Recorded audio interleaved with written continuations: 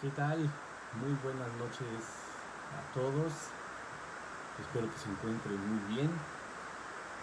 Pues bienvenidos a este estudio semanal que tenemos todos los lunes a las 8 de la noche, que tiene por nombre Tesalónica, el gran ejemplo.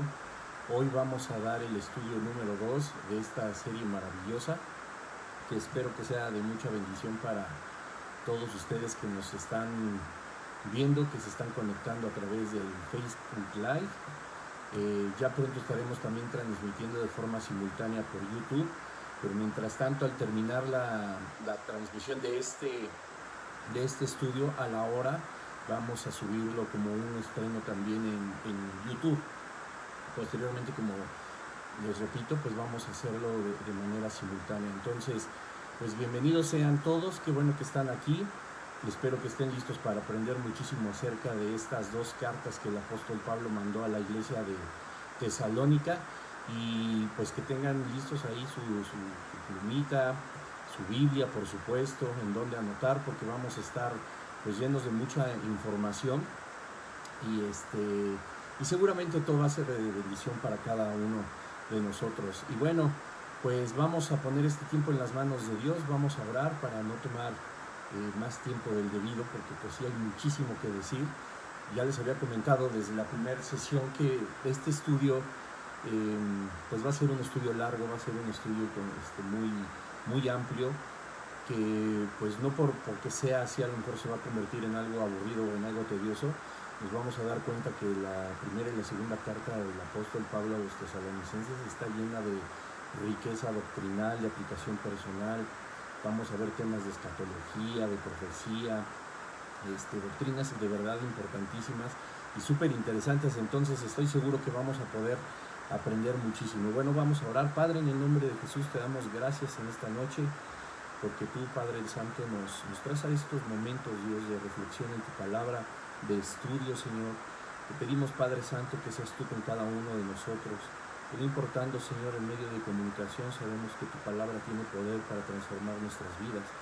No importa si es escuchada de forma presencial o a la distancia, como en estos momentos, sabemos que tu palabra tiene poder. Te pedimos, Espíritu Santo, que seas tú quien nos guíe para poder aprender todas las cosas que tú mismo has de enseñarnos. Te damos tantas gracias en el poderoso nombre de Cristo Jesús. Amén. Y bueno, pues espero que ya estén listos. Y recapitulando un poquito, pues habíamos hablado la sesión pasada acerca de la iglesia de Tesalónica, de más o menos en qué años.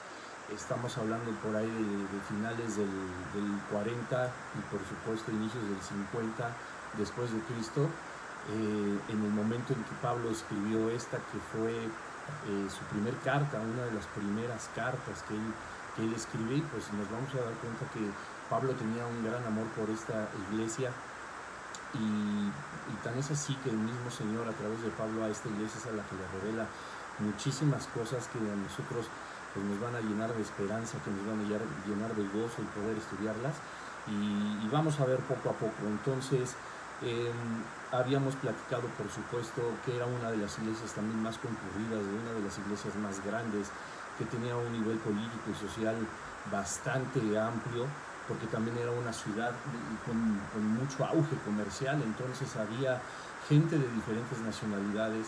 Si hay gente de diferentes nacionalidades, por supuesto hay gente de diferentes culturas, hay personas con diferentes corrientes ideológicas, culturales y por supuesto espirituales. Entonces habría mucho todavía que aprender acerca de Tesalónica como un lugar social, un centro económico, por supuesto, y de negocios. Pero pues la parte importante, evidentemente, en este estudio pues es la parte espiritual, y por qué el Señor puso así este par de cartas dentro del canon bíblico del Nuevo Testamento para la edificación de su iglesia.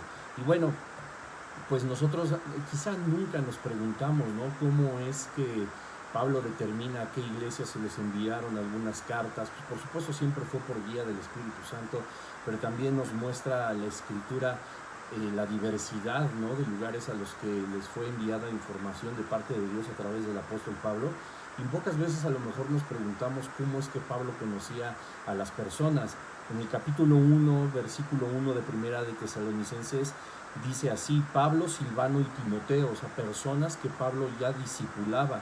Conocemos perfectamente, sobre todo a Timoteo como discípulo de Pablo, y se refiere en la salutación a la iglesia de los tesalonicenses: en Dios Padre y en el Señor Jesucristo, gracia y paz sean a vosotros de nuestro Dios Padre y el Señor Jesucristo. Y es una salutación, pues obviamente, que a nosotros nos enseña que había un conocimiento previo de esta iglesia. Pablo no escribió esta carta a solicitud a lo mejor de alguien más que hubiera pertenecido a Tesalónica y decirle, bueno, acá necesitamos que nos enseñen pues algo de la Escritura, que nos enseñen algo sobre Jesucristo a través de ti. Y no, la salutación a nosotros nos enseña, por eso hay que leer con tanto cuidado, que Pablo tenía un conocimiento bastante amplio y previo de los tesalonicenses, ¿no? A quien, como repito, amaba. No solamente Pablo, incluso a quienes no conocía en persona, como a las diversas iglesias que podían existir, se les desea la gracia y paz del Señor, ¿no? Porque Pablo amaba evidentemente tanto a las personas que ya conocían del Señor Jesucristo y a quienes iban a conocer de Él. Les deseaba, ¿no? En el nombre de Jesucristo, que tuvieran la gracia del Señor y la paz del Señor Jesucristo, porque sabía que nosotros, con la gracia del Señor y con la paz del Señor, pues nuestras vidas pueden caminar muchísimo mejor, ¿no? En nuestra vida espiritual nos damos cuenta de que la gracia pues es un regalo inmerecido, que es algo que el Señor nos ha otorgado a nosotros, no porque lo mereciéramos, sino porque en su infinita misericordia, por su amor, nos lo otorga. Y esto hace de nosotros unas personas, unos seres espirituales que viven agradecidos en todo momento pues con el Señor. No hay manera de que un cristiano que sea verdaderamente salvo, un cristiano que verdaderamente esté pegado a los pies del Señor Jesucristo, que tenga una relación orgánica, íntima, quizá no perfecta, pero sí real con el Señor, no pueda estar agradecido por el regalo inmerecido de la gracia. Y su paz, que la paz que nos deja el Señor Jesucristo es la que sobrepasa todo nuestro entendimiento, como bien dice la Escritura. Esto se refiere a que a veces nosotros ni siquiera vamos a entender por qué experimentamos paz en medio de la adversidad, por qué experimentamos paz en medio de las aflicciones, o que cuando vienen los problemas nosotros somos capaces de no descontrolarnos porque mantenemos en paz nuestras emociones, nuestros pensamientos y por supuesto una paz espiritual que mentalmente o quizá las personas que no conocen del Señor no pueden comprender.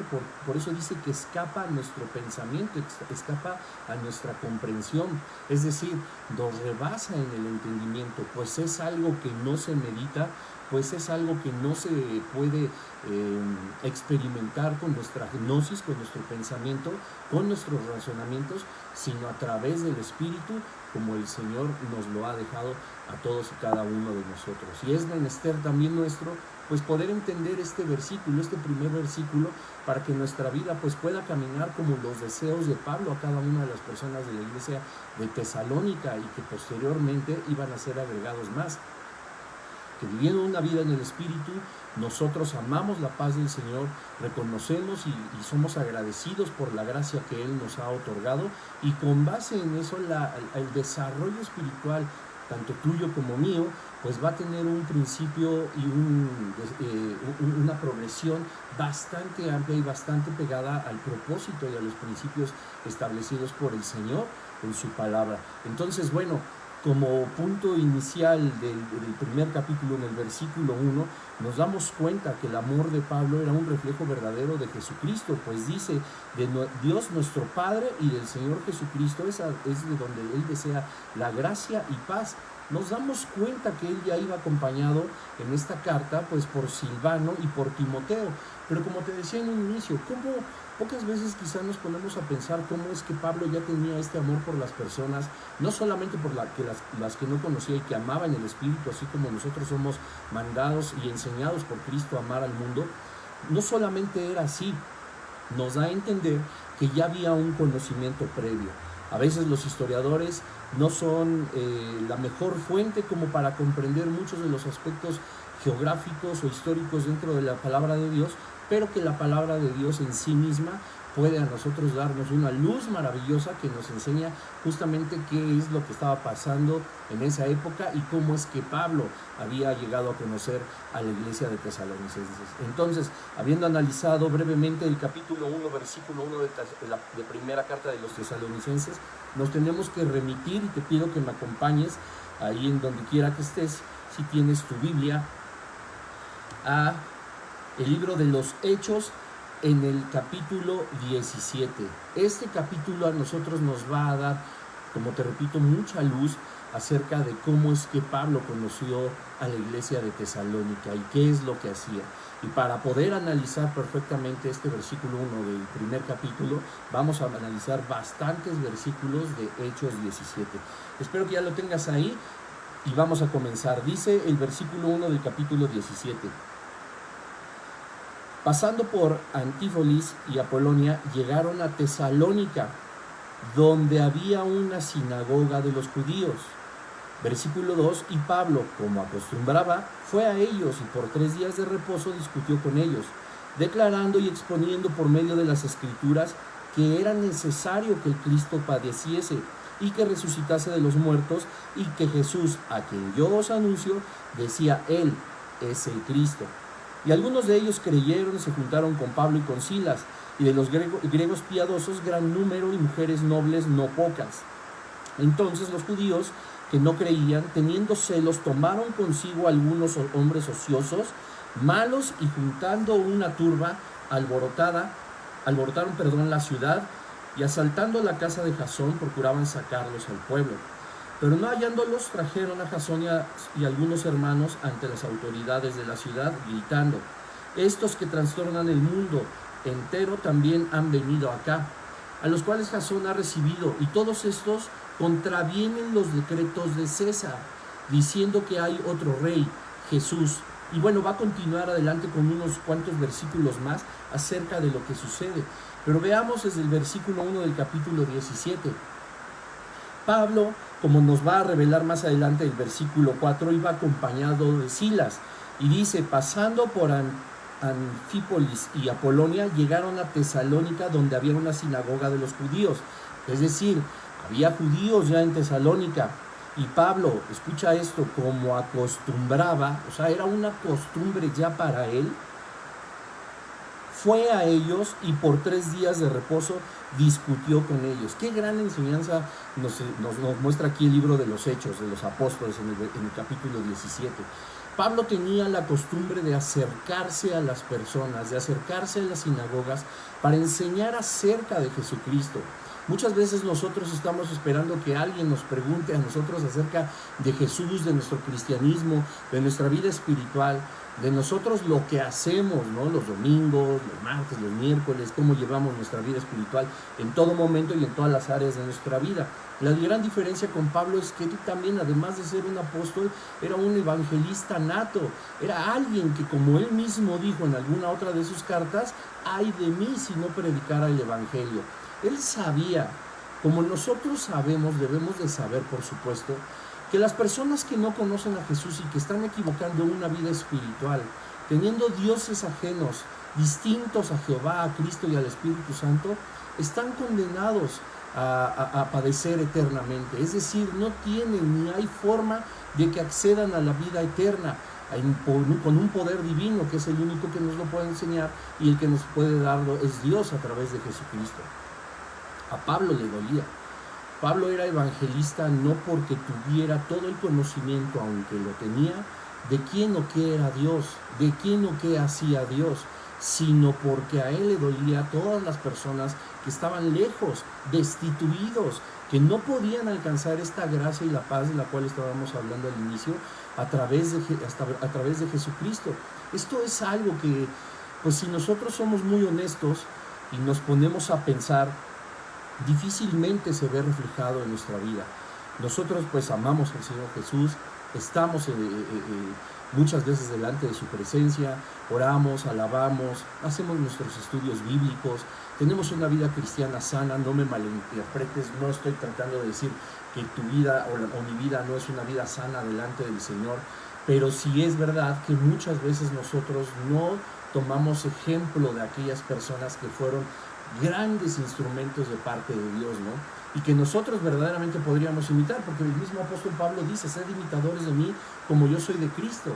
Él se ponía de ejemplo porque Él es quien vivía en esta tierra como tú y como yo. Y dice, imiten lo que yo hago, pero lo que yo hago no proviene de mí, sino proviene de Jesucristo. Es decir, finalmente a quien tendríamos que parecernos es a Jesucristo. Y aunque podamos decir, hay muchas cosas en las que yo estoy en un proceso para convertirme cada vez más en un cristiano de acuerdo al propósito y la voluntad de Dios, también es verdad que no necesitamos ni los tantos años en el cristianismo, ni ser eruditos completamente bíblicos, y no estoy diciendo que con esto no estudiemos, sino no necesitamos ser las personas más preparadas en la Biblia o en las Escrituras para que nosotros podamos hacer lo que el apóstol Pablo hacía.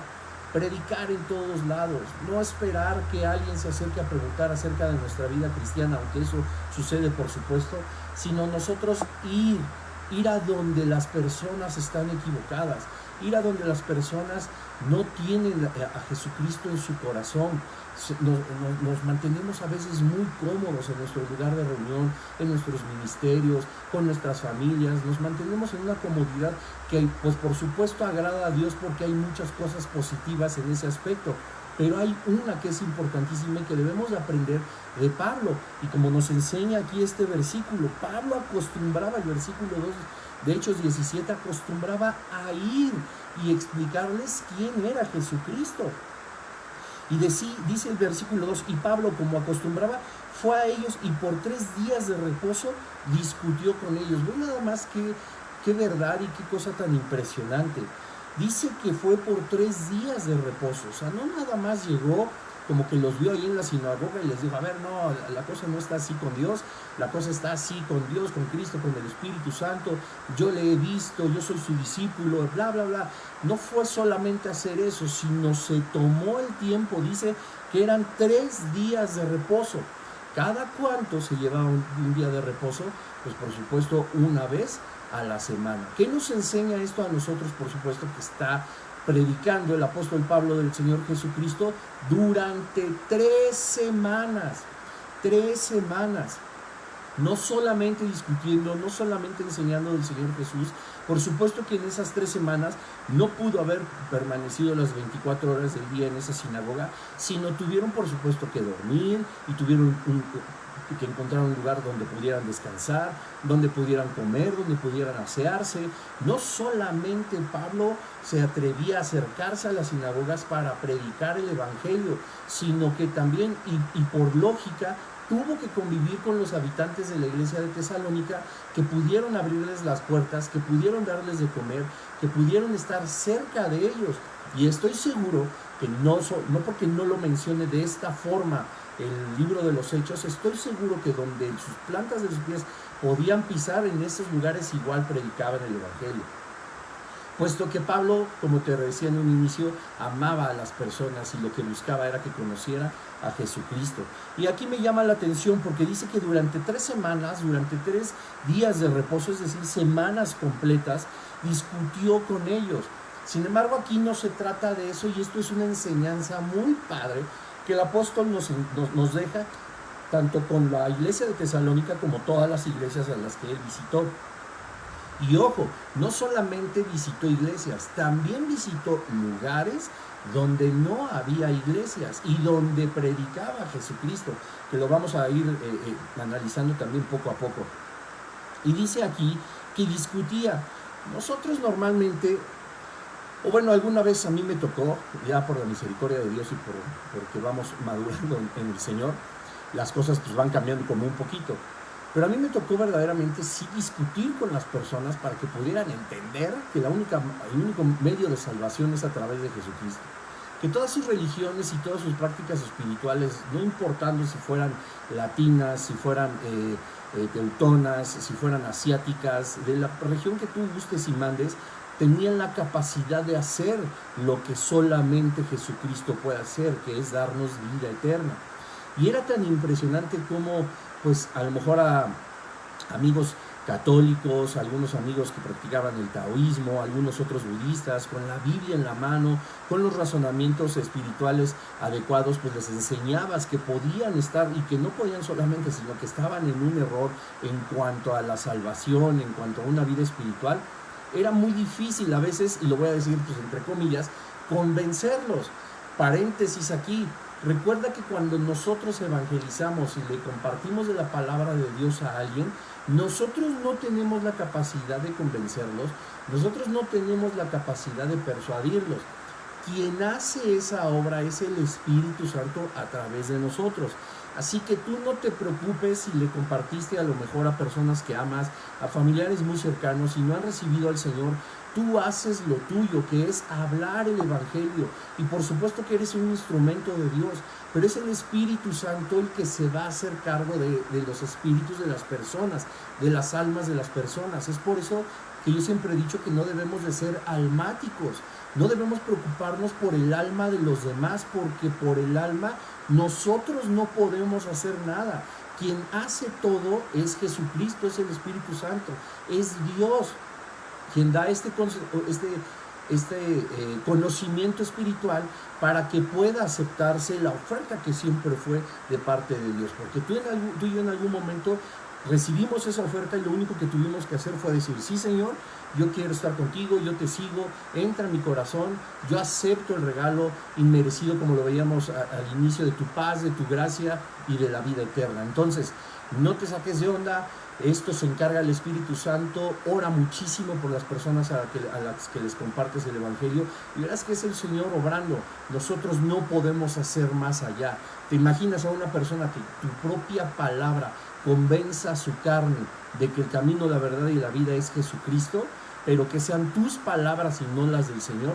Esas palabras se van a anidar en su alma, pero en la parte de las emociones, del conocimiento, el corazoncito emocional, etcétera, etcétera, y eso no le va a otorgar salvación, porque el Espíritu Santo, al hacer la obra, cuando compartes el Evangelio, trae a cada uno de nosotros, como sucedió contigo y conmigo, un genuino arrepentimiento que solamente puede producir el Espíritu Santo, y no mi superlabia, y no mis palabras grandilocuentes, ni de entusiasmo y emoción por lo que Dios ha hecho en mi vida.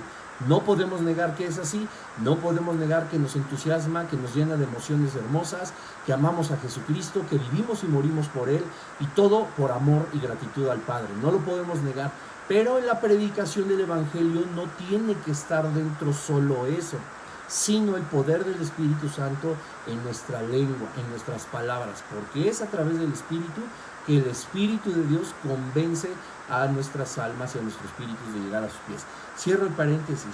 Cuando nosotros entonces compartimos el Evangelio y vemos que hay unos parientes o amigos que son bien tercos y que no les entra la palabra del Señor por nada, tendemos a discutir, tendemos a enojarnos, tendemos a no tomar en cuenta pues a lo mejor los razonamientos o las dudas que son tan lógicas que puedan tener, que puedan ser incrédulos. Pues por supuesto, ninguno de nosotros nacimos siendo crédulos, ¿no? Hubo muchas cosas que a nosotros nos convencieron para llegar a los pies de Jesucristo, muchas circunstancias, muchas situaciones, muchas evidencias que no tienen nada de malo demandarlas. En algún momento tocaremos profundamente también ese tema, pero de eso ponernos a discutir con las personas que con justa o injusta razón no quieren recibir del Señor, lo único que va a ocasionar al discutir con ellas es que se alejen más de los pies de Jesucristo y no tanto que lleguen a ellos. ¿Por qué te digo esto? Porque en el versículo 2 nos enseña que Pablo estuvo 3 semanas con ellos discutiendo. Dice la palabra que discutió con ellos. Ojo, aquí la traducción para la palabra discutir es la palabra dialegomaní. Dialegomaní. Es que luego se ahorita unas palabras, pues ni modo, ¿no? Ni que fuéramos todos griegos, o hebreos, o arameos. Pero bueno, dialegomaní, que pues evidentemente, si tú puedes pronunciar esta palabra mejor que yo, te vas a dar cuenta que suena mucho a diálogo. Esto no se trata ni nos está enseñando que el apóstol Pablo se agarró de los cabellos con todo el mundo y que estuvo haciendo aspavientos, y como decimos en México, que todo fue a gritos y sombrerazos y agarrándose de la greña. No, el dialegomaní. ¿Qué quiere decir la palabra dialegomaní? Quiere decir disertar, decir o enseñar. Entonces, ¿qué nos enseña el versículo 2? Que por 3 días de reposo él enseñó, dialogó, disertó y les dijo todo acerca de Jesucristo. Esto es bien importante que lo entendamos. Cuando tú tengas tu Biblia, yo te sugiero que estés haciendo tus bosquejos, tus estudios bíblicos de verdad, escribe lo que te habla el Señor cuando estés haciendo tus estudios.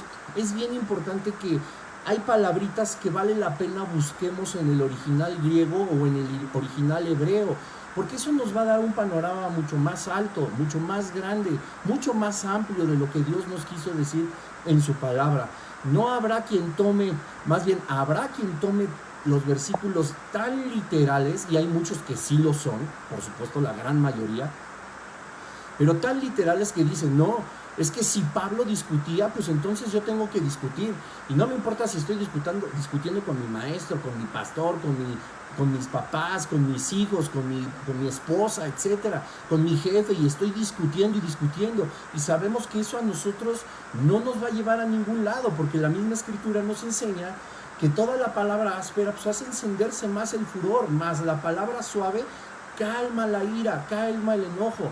Es decir, nosotros como Pablo debemos de entender que podemos disertar, enseñar, decir, dialogar con las personas acerca de Jesucristo.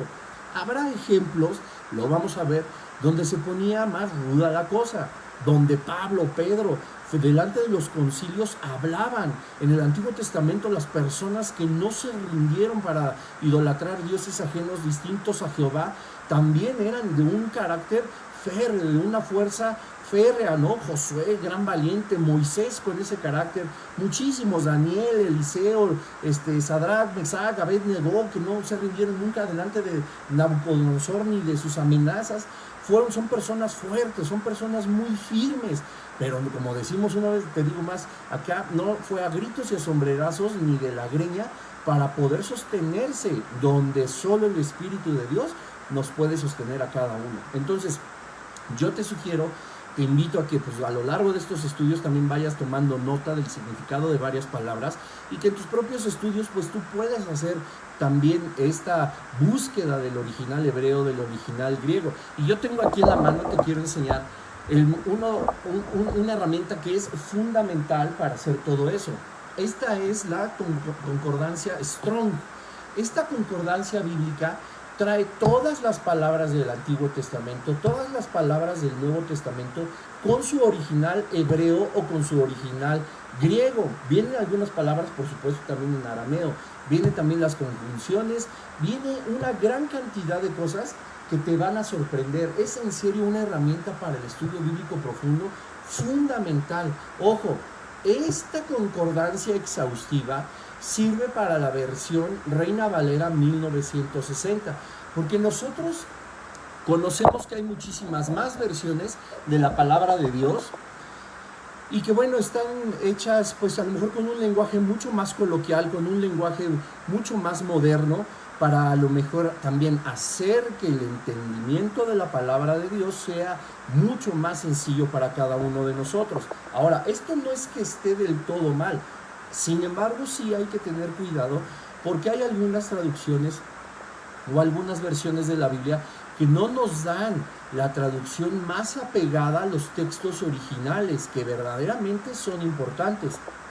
Hoy, por ejemplo, en la mañana estuve platicando con una persona que se dedica también a hacer sus estudios, que tiene sus podcasts, que tiene sus transmisiones también, que es, además de ser una persona maravillosa y muy entregada al Señor, el Señor lo usa mucho y habla mucho a su vida para edificar a todas las personas que lo rodean y que lo ven a través de las redes sociales. Se los recomiendo, se llama Alfredo Garrido, ahí búsquenlo en los podcasts, en Spotify, en YouTube, y no sé en cuántas cosas sale este muchacho. Y platicando con él, nos dimos cuenta que había una traducción, en la nueva traducción viviente, me parece que es una de las más actuales de la Escritura, que el versículo que estaba él analizando en realidad no decía lo que tendría que decir. Y nos dimos cuenta de qué tendría que decir Ahorita se me fue el versículo, ojalá que me pueda acordar. Si no, ahí mándame, si tienes mucha curiosidad, me mandas un mensajito y yo ya busco el versículo. Pero cuando nosotros buscamos en esta concordancia que te enseñé, el original, la raíz original de las palabras que venían en ese versículo, pues entendimos, como ahorita lo vimos, de qué hablaba verdaderamente el versículo. Y la traducción de esta Biblia, que es un poco más moderna, no tenía prácticamente nada que ver. Yo hasta le dije en broma, ya echa la basura esa Biblia porque no sirve. Evidentemente es broma. Podemos tener muchas Biblias, muchas versiones solo como para corroborar o comprobar algunos textos, para poder tener alguna idea mejor, pero siempre teniendo cuidado de que las traducciones no se les haya quitado ni se les haya añadido ideas fundamentales de la palabra de Dios, que en el caso, por ejemplo, de la Reina Valera 1960, está también traducida. Sin embargo, como vemos en este versículo 2, la palabra de Dios, cuando dice que discutió, ya entendimos que en el griego significa hablar, decir, enseñar, ¿ok? Bueno, ¿qué hablaba, qué decía Pablo? Pues en el versículo 3 dice, declarando y exponiendo por medio de las Escrituras. ¿Ve qué enseñanza también nos está dando el apóstol Pablo aquí? No fue lo que yo opino, yo creo, yo considero, a mí me parece, yo pensaría, yo creo que es así. No, él dice que tenía como base y exponía y declaraba las Escrituras, declaraba por medio de las Escrituras, que era, y ya les dice que les estaba explicando, que Cristo padeciese y que resucitase de los muertos, y que Jesús, a quien yo os anuncio, hablaba el mismo Pablo, decía, Él es el Cristo. Ojo aquí con el análisis del versículo 3. Dice, declarando y exponiendo por medio de las Escrituras que era necesario que el Cristo padeciese. Ojo aquí, no solamente Pablo les estaba enseñando quién era Jesucristo, sino la obra redentora que tuvo que hacer, porque dice, les tengo que explicar por qué era necesario. ¿Qué nos da a enseñar o qué nos da a entender esta enseñanza pues tan breve en estas dos líneas? Es prácticamente todo el plan de salvación y todo el plan redentor que durante 3 semanas Pablo estaba anunciando. Dice que era necesario que el Cristo padeciese y que resucitase de los muertos, y que Jesús, a quien yo os anuncio, decía, Él es el Cristo. Vean nada más la cantidad de doctrinas en este versículo. Primero expone por medio de las Escrituras. ¿Qué tenía que exponer? Al siervo sufriente, que era Cristo, que tenía que padecer. Habla de la resurrección de los muertos, que son temas que vamos a tocar en este estudio de 1 y 2 de Tesalonicenses. Y además, que quien nos anunciaba era el Cristo, es decir, el Mesías, el verdadero Hijo de Dios, y no todo lo que esperaban. Te voy a regresar tantito, ojo. Dice, pasando el versículo 1 por Anfípolis y Apolonia, llegaron a Tesalónica, donde había una sinagoga de los judíos. ¿A quién les estaba explicando que Cristo era el Mesías? A los judíos. Entonces, ¿qué les estaba explicando Pablo? A los tesalonicenses. Que no tenían que esperar más al Mesías, que lo que tenían que hacer era reconocer a Jesucristo como el Mesías, que ya había venido, ya había padecido, ya había sido muerto, ya había resucitado y ya había ascendido, y ya Dios le había exaltado con su nombre, que es por sobre todo nombre.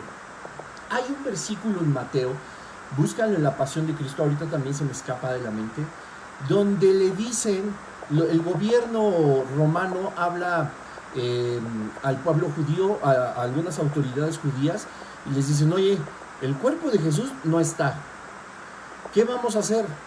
Y sabían tanto los fariseos, que acusaban de falso a Jesucristo, como Roma, que permitió que lo mataran por no reconocerlo tampoco como el verdadero Hijo de Dios, iban a quedar en vergüenza, iban a quedar en apuros. Y entonces dijeron, ten este dinero, dale este dinero a algunos soldados y que digan que se robaron el cuerpo de Jesús.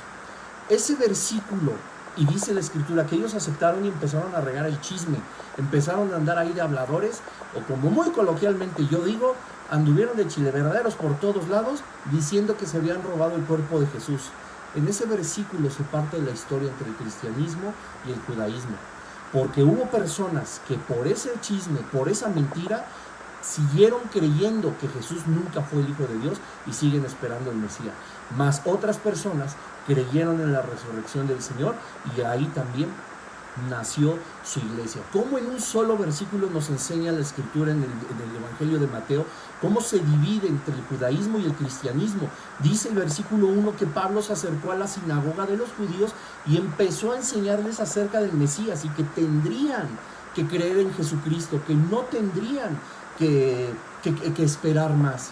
Y algo también muy fuerte y muy rudo que nos enseña ese versículo de Mateo es acerca de que ellos, tanto Roma como los fariseos, tuvieron que organizar este plan malévolo de decir que se habían robado a Jesucristo, el cuerpo de Jesús.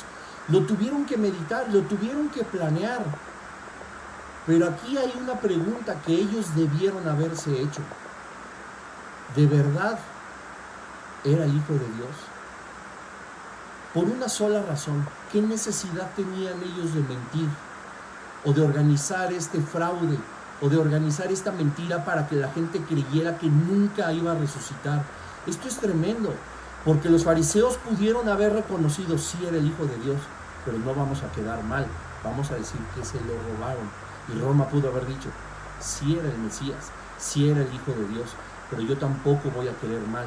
Ten dinero para que toda la gente a la que le cuente las mentiras les pagues. Solamente por soberbia, por ego, ellos no pudieron aceptar que Jesucristo sí era el Mesías. Si de verdad se hubieran robado el cuerpo, si de verdad Él no hubiera resucitado, ¿qué necesidad tenían de pagar a personas para decir mentiras? Ellos sabían perfectamente que algo había sucedido al tercer día. Ellos sabían perfectamente que ese cuerpo sí, como lo declararon los soldados romanos, ya no estaba y había sido un milagro. Ellos debieron haber reconocido que a quienes asesinaron injustamente y a quienes juzgaron injustamente, aunque así estaba profetizado, era verdaderamente el Hijo de Dios. Ve nada más qué cosas y qué enseñanza tan fuerte. Y como te repito, en ese versículo es donde se parte tanto el cristianismo como el judaísmo, y es ahí a donde Pablo va y les enseña. Dice el versículo 4, y algunos de ellos creyeron, algunos de ellos de quienes estaban en las sinagogas durante todos estos días, y se juntaron con Pablo y con Silas. Cuando tú te juntas con tus amigos, no te pasas callado todo el tiempo, ¿verdad? O con tus amigas, que te vas al café con tus amigas y no se la pasan ahí pues, en silencio, moviéndole a la taza o partiendo la rebanadita del pan de zanahoria, etcétera, etcétera. Están juntos y están, ¿qué? Pues dialogando, están platicando.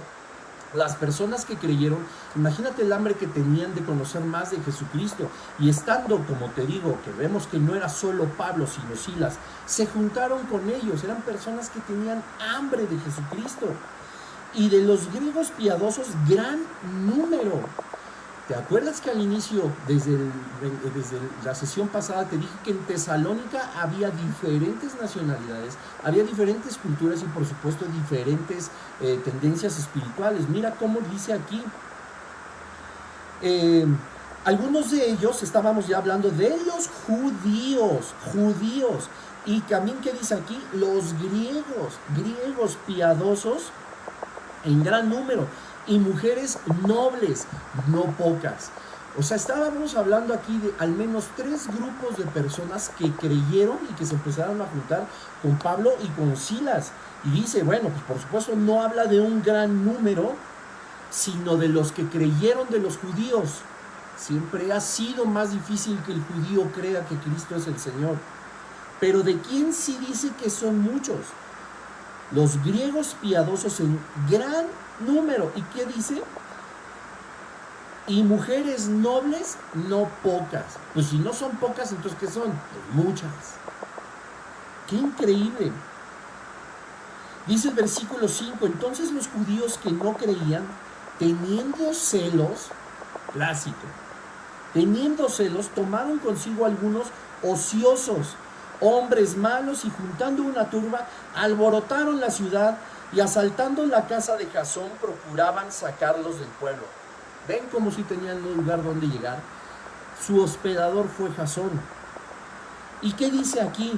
Aquellos judíos que no creyeron, traían los mismos chamucos y espíritus que tenían los fariseos que conocieron directamente a Jesucristo. Y dice, vamos a armar relajo, vamos a armar una una turba, vamos a hacer protestas, vamos a descalificarlos. Dice, tenían celos. Ahora, los judíos que no creían teniendo celos, dice, ¿celos de qué? ¿Por qué es tan importante estudiar la Escritura? Pues es palabra por palabra.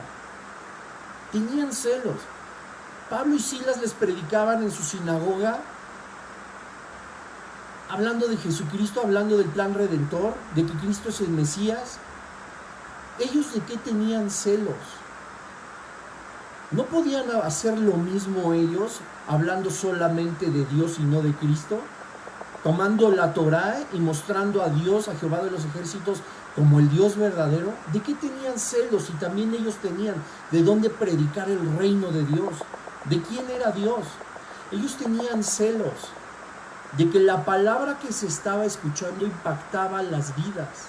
Tenían celos de que lo que ellos ya predicaban y enseñaban, como desde el fariseísmo, solamente ponían carga sobre las personas.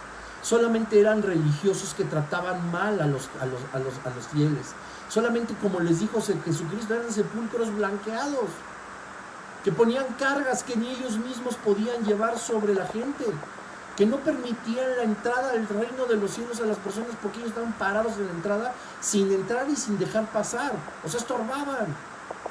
Y tenían celos de que la palabra que decía Silas, que decía Pablo, que como te dije en el inicio, no es de su carne, ni de su corazón, ni de su conocimiento, sino por el Espíritu de Dios, transformaba las vidas, transformaba los corazones, y por supuesto se llenaron de celos. Lo mismo sucedió con Cristo. La multitud que lo seguía, había muchísimos discípulos verdaderos, otros que nada más buscaban los favores, y por supuesto estaban rodeados de todos los fariseos, y ahí mezclados entre toda esta gente que eran supuestamente todos los discípulos de Jesucristo. Eran celosos. Tengo un estudio muy bonito, muy bueno, sobre dice en la Escritura, en estos subtítulos que ponen, la entrada triunfal a Jerusalén. Y nos enseña a esa entrada cómo entre todos los discípulos había fariseos infiltrados, nada más para ver qué estaba haciendo Jesús y reportar a los gobernantes, a los fariseos, a los de más alto rango, al Sanedrín. Y estaban nada más ahí infiltrados, nada más por ver a ver qué hacía mal o en qué podían pillar a Jesucristo. Lo mismo ellos empezaron a sentir celos. Y dice aquí, y volvieron a planear ahora como el fariseísmo en contra de Jesucristo, estos judíos en contra de Pablo y Silas. Dice, ellos no creyeron, obvio, no iban a querer y comportarse así, pues claro que no creyeron. Y teniendo celos, tomaron consigo algunos ociosos, vagos, desocupados, ociosos, personas sin oficio ni beneficio, que por unas monedas pueden cometer delitos o pueden hacer cosas dañinas, pueden hacerle daño a alguien.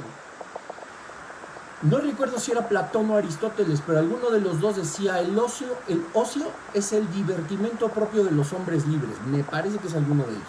Ya olvidé mis clases de filosofía en la preparatoria. Y uno puede pensar, bueno, pues ser ocioso, yo puedo ser ocioso porque soy un hombre libre, no soy esclavo, nadie es mi dueño, yo soy dueño de muchos y de muchas cosas. Yo tengo tiempo para mí. El ocio es algo propio, es el divertimento propio de los hombres libres. Pues sí, pero la realidad es que el ocio también lo que hace es que tu mente esté pensando en cosas que no debería de pensar, que tus actos se demuestren en cosas que no deberían de demostrarse, que ya no te satisfacen como un ser humano social, sino te empiezan a satisfacer cuando ese ser humano social empieza a pisotear a todos los demás para poder conseguir lo que por derecho, por divertimento, genera el ocio. Acuérdense también que en la época de los grandes filósofos en Grecia y por supuesto en el Imperio Romano, las personas eran cosas, y las personas que eran esclavos, que eran cosas, tenían una categoría y ciertas labores, pero la persona que era libre eran pues Los ricos eran las personas que tenían poder, los que verdaderamente eran libres, que no servían a nadie, sino a todo el mundo les servían. Por eso dice, yo puedo ser ocioso, pero un esclavo que tiene que trabajar una cosa, que tiene obligaciones, no puede tener tiempo libre, entonces no puede ser ociosa. Pero sí las personas que eran dueños de personas que, repito, eran esclavos, eran considerados como cosas, como también nos enseña el derecho romano. Eran ociosos y los judíos lo sabían. Y estaban en Tesalónica, donde muchas culturas, por supuesto, además de la gran riqueza que tenían ahí y que formaban ahí, pues obvio, como en todos lados, había una parte donde no había hombres con oficio ni beneficio, sino solamente ociosos. Y dice así, que los tomaron consigo hombres malos, o sea, no solo ociosos, holgazanes, perezosos, que estaban ahí, sino además eran hombres malos, y juntando una turba. O sea, no eran 3, no eran 4, era una turba iracunda.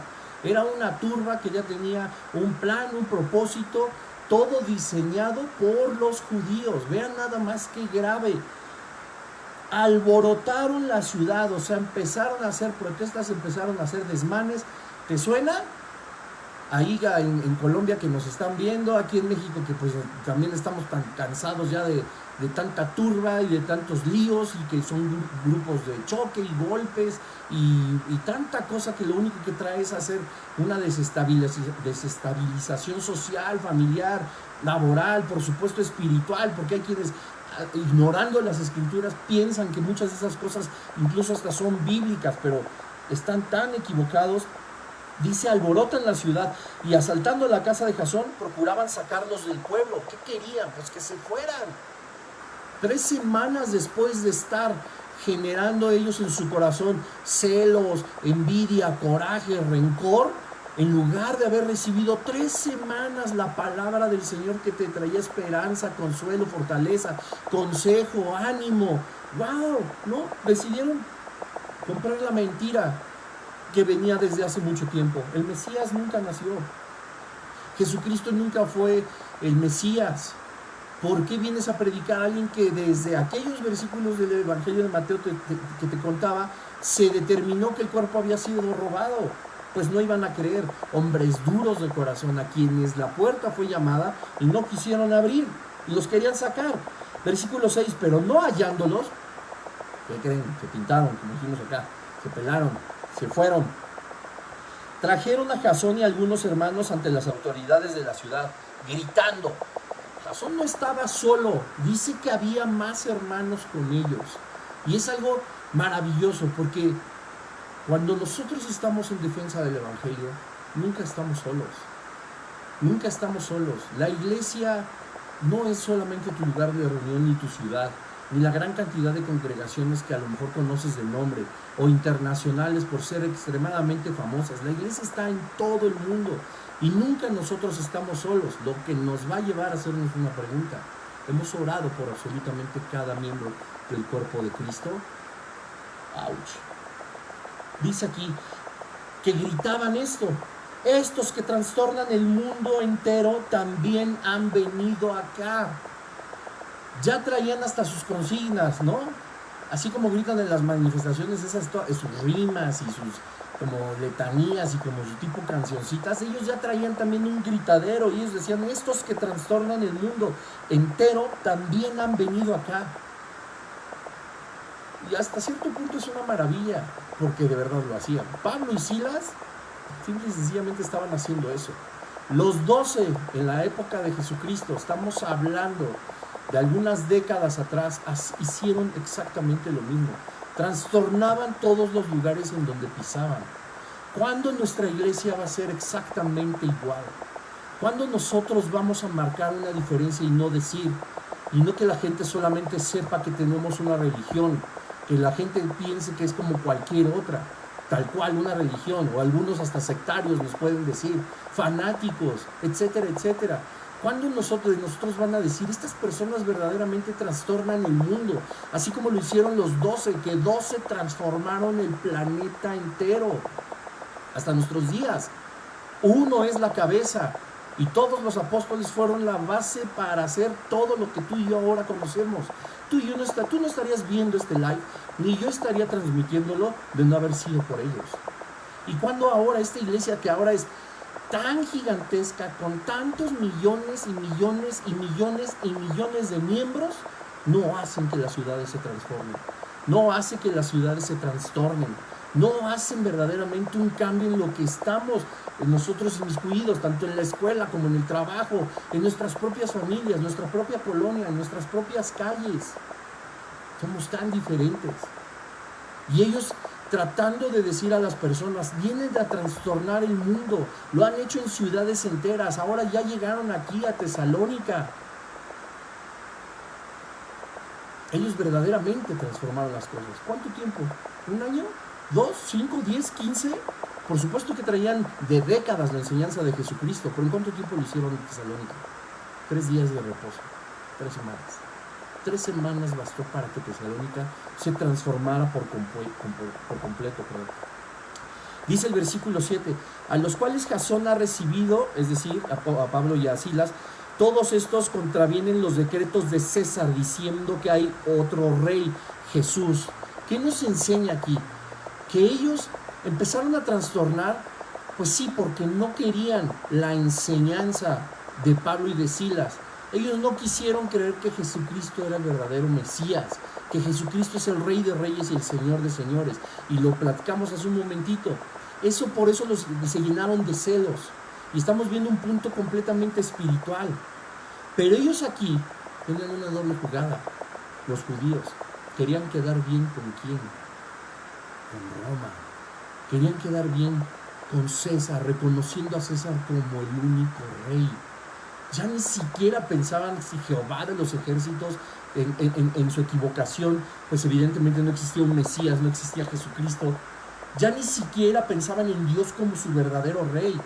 Estaban hambrientos de echarles el guante, echarles la mano a Jasón, a todos los otros cristianos que creyeron, a Pablo y a Silas, que antepusieron a César, queriendo hacer lo mismo que hicieron con Jesucristo, anteponer a César para que Roma fuera quien les apoyara para destruir a Jesucristo, ahora para sacar de la ciudad a Pablo y a Silas y a todos los creyentes. Pero por supuesto, ellos no contaban que no necesitaban el respaldo de Roma. Ellos tenían el respaldo del Espíritu Santo, ellos tenían el respaldo de Dios. Y dice el versículo 8, y alborotaron al pueblo y a las autoridades de la ciudad oyendo estas cosas. Se fueron con el gobierno, se fueron con Roma, lo mismo que hicieron con Jesucristo, queriendo destruirlos, queriendo quitarlos de ahí, porque habían ya verdaderamente trastornado no la ciudad, el espíritu de las personas que habitaban esa ciudad. Dice, ojo, pero obteniendo fianza de Jasón y de los demás, lo soltaron. Es decir, lo consiguieron. Consiguieron que los arrestaran y que los encerraran. Tú no puedes pagar una fianza sin que antes te encierren. La fianza es para que puedas salir, ¿qué? Libre, para que te suelten. Es decir, lo lograron con Jasón y los demás. Inmediatamente los hermanos enviaron de noche a Pablo y a Silas hasta Berea, y ellos, habiendo llegado, entraron en la sinagoga de los judíos. Todo el pueblo, los judíos, los ociosos, los malos hombres, querían las cabezas. Roma quería la cabeza de Pablo, quería la cabeza de Silas, que se fueran de Tesalónica a enjuiciarlos o encerrarlos, como hicieron con Jasón y los demás creyentes. Salieron, pero los demás dijeron, a escondidas te vamos a sacar para que no te agarren, ¿va? Y te vamos a mandar a otra ciudad, a Berea. Y en lugar de que Pablo y Silas hubieran, lo digo en son de broma, y bueno, pues claro que hay un video y todo, pero para que no se salga de contexto, en lugar de que dijeran, nos salvamos de los tristes tesalonicenses gachos, ¿no? Que nos querían encerrar, y ya estamos aquí en otra ciudad, vamos a comportar. Dice el versículo 10, inmediatamente los hermanos enviaron de noche a Pablo y a Silas hasta Berea, y ellos, habiendo llegado, entraron a la sinagoga de los judíos. ¿A qué? Exactamente a lo mismo. A Pablo y a Silas no les importó lo que había sucedido en Tesalónica. Ellos tenían claro que eran apóstoles del Señor Jesús, que tenían que predicar el Evangelio, que tenían que seguir adelante a pesar de lo que pudiera suceder en esas ciudades. Y hemos terminado prácticamente, aunque quisiera tomar un poco más de tiempo, pero sí quiero cerrar este versículo 1 de 1 Tesalonicenses 1, que nos llevó a analizar del versículo 17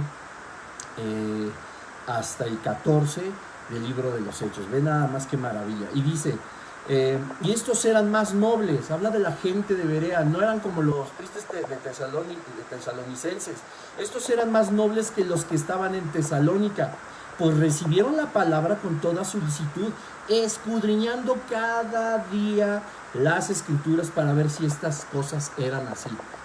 Qué gran enseñanza.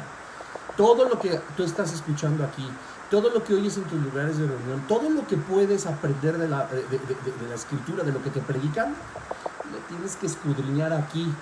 Aquí sí lo hacían las personas de Berea y decían, querían estudiar la escritura para ver si era verdad todo lo que les decían. Es una maravilla. Y siempre he hablado, o últimamente he hablado mucho acerca de esto. Es muy importante, sí, el emisor, pero también el receptor. Somos corresponsables. La responsabilidad es mía de predicarte en este momento la palabra de Dios. Pero tú tienes una corresponsabilidad. ¿Cuál es? Orar con el Espíritu como guía, irte a las Escrituras a ver si es verdad lo que yo te estoy diciendo. ¿Qué tal que te estoy chamaqueando y te estoy llenando, nada más te estoy alborotando como hicieron los ociosos? ¿Qué tal que yo ando de ocioso en mi casa, nada más contándote historias, ¿no?, grandilocuentes acerca de las Escrituras y que ni son ciertas? Es responsabilidad también de los oyentes comprobar todo en la Escritura para saber que verdaderamente nos está hablando Dios. Y así hicieron las personas de Berea, escudriñando cada día, lo que nos enseña que fueron muchos días también. Versículo 12, y así creyeron muchos de ellos, de las personas de Berea, y mujeres griegas de distinción. Ya vimos que en Tesalónica eran mujeres nobles, acá, y en Berea de distinción, dice el versículo 12, y no pocos hombres. O sea, también muchos. Ojo, versículo 13. Cuando los judíos de Tesalónica supieron que también en Berea era anunciada la palabra de Dios por Pablo, fueron allá y también alborotaron a las multitudes. O sea, ya lograron, entre comillas, porque lo que se fue Pablo y Silas y lo que permaneció fue la palabra de Dios en Tesalónica. Si ya habían logrado que pues ya al menos no estuvieran en Tesalónica Pablo y Silas, no, ahora están en Berea, pues vamos sobre ellos, vamos a darles, o sea, vamos a perseguirlos. Qué ganas de molestar al prójimo, y no sabiendo que ellos, pues, aunque hubieran duplicado el número de hombres ociosos, acá el Espíritu Santo de Dios iba a seguir defendiéndolos y cubriéndolos. Y dice el versículo 14, bueno, porque también alborotaron, pues obviamente a los no creyentes en Berea. Pero inmediatamente los hermanos enviaron a Pablo que fuese hacia el mar, y Silas y Timoteo se quedaron allí. Ojo aquí, ya había un agregado más. En Berea también estaba Timoteo, y Silas y Timoteo se quedaron en Berea, y los hermanos cubrieron a Pablo para que fuera al mar y tomara un barco e iniciara otro viaje misionero. No, qué maravilla. Esto, hermanos y hermanas que están conectados, haber analizado así el versículo 1 de Primera Tesalonicenses con la mitad del capítulo 17 del libro de los Hechos, es algo maravilloso. ¿Cuánta enseñanza podemos encontrar aquí? ¿Cuánto no nos deja para meditar en nuestra propia vida? Así fue, así de fea, entre comillas, fue la experiencia de Pablo al conocer a los tesalonicenses. Qué forma tan maravillosa de Dios de tratar la vida tanto de esa iglesia como la del apóstol Pablo, que es a ellos mismos a los que empezó a amar de una forma monumental. Tan es así que fueron a los primeros a los que se les escribió una carta del apóstol Pablo, y a los, como te decía en el inicio, a quienes a través del Pablo se les reveló de una forma milagrosa eventos que van a suceder de una importancia abrumadora. Fueron muy bendecidos los tesalonicenses, a pesar de la forma en como Pablo pues los conoció, que finalmente fue una victoria.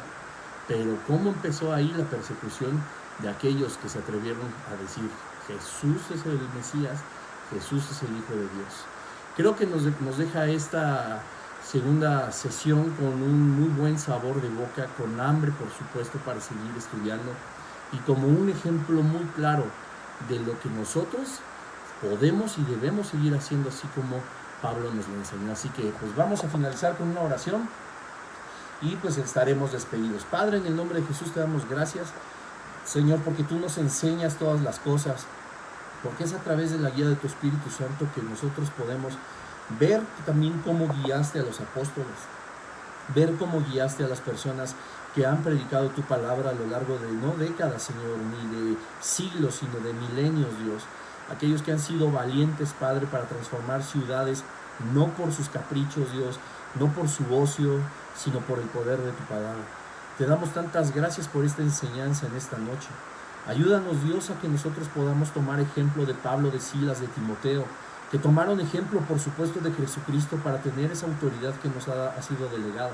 Y que no importando, Señor, quién se ponga al frente, el poder de tu palabra no se puede detener. La predicación de tu palabra no se puede detener, porque aunque muchos nos puedan perseguir, Dios, tú caminas con nosotros a un lado. Tú nos enseñas, tú nos cubres y tú nos defiendes, Dios. Ayúdanos a ser una iglesia, Padre, que también transforme tanto lo cercano como lo lejano de nosotros. Que sea el poder de tu Espíritu Santo quien nos dé a entender de qué forma hacerlo. Padre, y no solo eso, sino que nos des las armas, las herramientas necesarias para poder lograrlo. Te damos tantas gracias por esta noche. Yo te pido por cada una de las personas que ha estado atenta a estos mensajes, que les bendigas y que tú les sigas hablando a través de tu palabra, Señor. Te amamos, Señor, y te bendecimos en el poderoso nombre de ti, Jesucristo. Amén. Amén. Y bueno, pues antes de terminar, pues nada más me queda pedirles, por favor, que inviten a más personas para este maravilloso estudio. Repito, va a ser todos los lunes a las 8 de la noche. Espero contar también con ustedes y con más personas. Les recuerdo que va a haber en unos minutos este mismo mensaje como un estreno en YouTube. Haré lo posible para que la siguiente semana ya sea transmisión simultánea. Y pues ahí te encargo que lo puedas difundir si fue de bendición para ti. Dale like ahí a la campanita, al subscribe de YouTube para que también te lleguen las notificaciones cuando algo suceda en mi perfil y en mi página también ahí de Facebook. Pues que Dios te bendiga. Eso es todo por esta noche y creo que nos vamos muy contentos y muy agradecidos con Dios por su palabra. Y bueno, que Dios les bendiga a todos y un saludo.